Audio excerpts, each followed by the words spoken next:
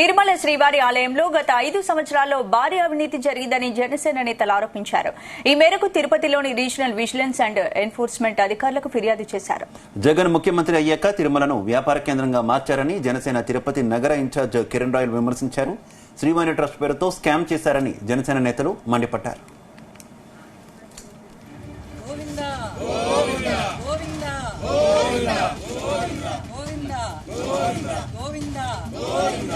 ఆస్తులు మీవే కాపాడుకోవాలి గోవిందా.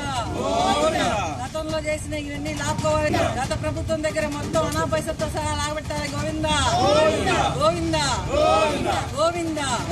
గత ప్రభుత్వం 2019లో ఏదైతే జగన్మోహన్ రెడ్డి ప్రభుత్వం వచ్చిన తర్వాత తిరుమల తిరుపతి దేవస్థానంలో వరుసగా అక్రమాలు జరిగాయి.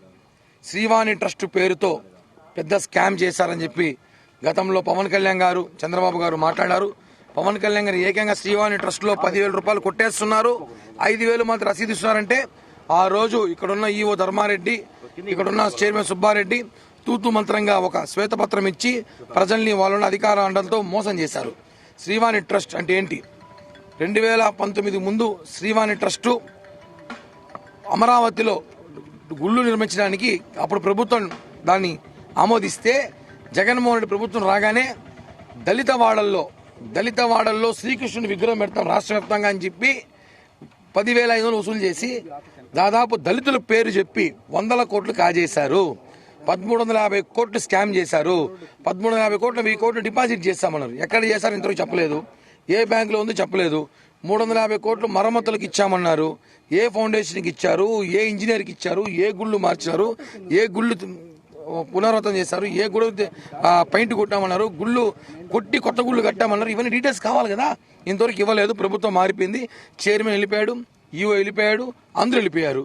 ఇప్పుడు దొంగలు పట్టుకోవాల్సిన బాధ్యత ఉంది. ఈ రాష్ట్ర ప్రభుత్వము గత రాష్ట్ర ప్రభుత్వం చేసినటువంటి దుర్మార్గాలు, దుశ్చర్యలు అందరికీ తెలిసిన విషయమే.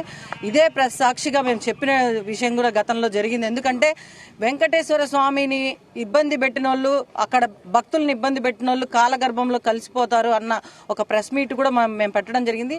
ఆ మాట తథ్యం, నిజంగానే జరిగింది కూడా. గత ప్రభుత్వం కాలగర్భంలో కలిసిపోయింది.